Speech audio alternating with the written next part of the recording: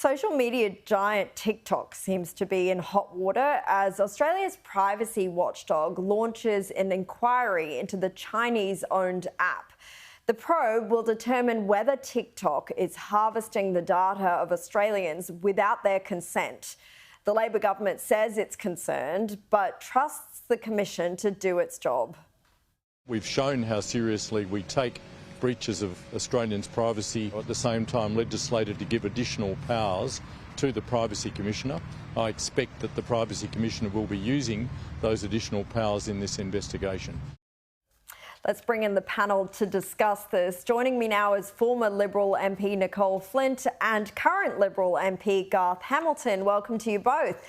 Nicole, TikTok is already on thin ice, but these latest privacy revelations are troubling. Oh, they're super troubling, Caroline. I thought that you could protect yourself by just making sure you didn't have TikTok on your phone. I've never had it. I never will have it. But now it turns out that even if you don't have TikTok yourself, if you haven't installed it, they can still access your data and use it. I think this is appalling. I think the government needs to act very, very quickly to protect Australians. And we need to see financial implications for the likes of TikTok as well. Big tech, whoever they are, need to learn their lesson. And there are a lot of jurisdictions in Europe, for example, who have big penalties when companies like this do the wrong thing. And that's what we need to start to see in Australia as well. Look, Nicole, I'm with you. I don't have the app on my phone either, but now I'm concerned people sending me links and I open it to watch a video on TikTok here and there. Could my data be compromised? Garth, is Nicole right? Can the Labor government be doing more to protect us? Look, as usual, Nicole is right, and I join both of you in not having TikTok on my phone. I'm not cool enough or young enough for that. But look, we're clearly playing catch-up here. And if we want to bring ourselves in line with other nations who do have stronger protections for their people's data online, it's really a question of how much this government wants to stand up to the Chinese government. Now, we've talked a big game about normalising and improving relations here, but let's have a look. We've got what is effectively a Chinese state-owned company aggressively harvesting the data of Australian citizens. I don't think that sounds like a good relationship at all. I think that's a terrible relationship. We know that when it came to the issue of the naval divers, our Prime Minister didn't really have it in him to stand up to China then. I doubt he has it in him to stand up to China on this issue either. All over a platform where people just do silly dancing videos. But look, let's move on to something else. Victoria's war on gas continues, with details emerging today that households now face an almost $2,400 upfront cost to connect to the gas network from 2025.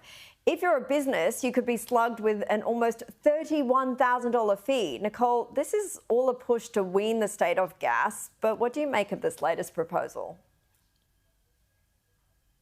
Oh, look, we've got the Victorian Labor government again interfering in people's lives and telling them what to do. They are taking away people's choice and they are greatly increasing the cost on consumers. You know, this will probably hit lower income households the most because they may not be able to afford to transition away from gas. But what is hugely concerning is the impact it's going to have on the hospitality sector. Commercial kitchens rely on gas. I mean, how on earth are they going to be able to afford to cook a schnitzel, for example? This is absolutely ridiculous. And I think the other thing that a lot of people are becoming aware of now, Caroline, is that getting rid of gas just pushes people onto electricity. Now, Labor want all of that electricity, excuse me, to come from renewables. Now, are renewables really going to save the environment like the Labor Party at the state and federal level claims that they will? We have not properly assessed, I don't think, the full environmental and lifelong impact of decommissioning solar panels, of decommissioning wind farms, and of putting these enormous electricity transmission lines through some prime farming land. I don't think that forcing everyone onto electricity that's supported by solar panels and by wind turbines is actually saving the environment as Labor would have us believe, which is apparently their argument as to why we need to get rid of gas. And what happens when the sun doesn't shine and the wind doesn't blow? But Nicole, God forbid that our pub schnitzel is going to be affected. Don't know anything but the schnitty. Garth, I can't imagine that residents and business owners will be happy about this. Should the government stay out of their lives? Not only should they stay out of people's lives, I think I'll always take the opportunity to advance that position. But goodness me, this is what happens when a Labor government gets involved in the economy and starts to make ideological positions. What they've done here is force off an option from the table. We know that markets make their best decisions when they have the most options. Labor's reducing those options. This is a ridiculous position for us to take, pushing gas off the table when Australia has plentiful supplies of it. So, quick prediction, I think anyone who's out there hoping for their energy prices to go down, you're going to be disappointed. Things are going to continue to go up with decisions like these.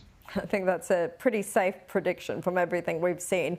Now on to another push by the Albanese government to get more nurses into aged care homes. Now that's been labelled a farce, with the sector spending more on short-term contract workers, threatening their viability. Garth, the aged care sector seems to still be a mess. Providers are relying on expensive agency workers. Now, how can this be fixed? Well, not easily. Is the answer, particularly in the light of the IR legislation that this government has forced upon small businesses, including the aged care sector across Australia. And it's almost farcical, this situation here. We've got IR legislation that demonises casual workers, but then Labor government has forced the aged care sector to rely upon casual workers. What's going to happen, of course, is that those workers will be moved on to permanent contracts. Prices will go up. In a time of inflation, we will see the costs of aged care continue to go up.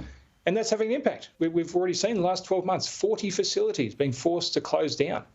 When you increase the cost of something, there is an impact. Someone has to pay that. And unfortunately, the people who are paying it are quite vulnerable. Labor have taken a very bad situation and they've made it much, much worse with heavy-handed and ill-thought-through intervention. Nicole, Flint, Garth Hamilton, thank you both so much for your time.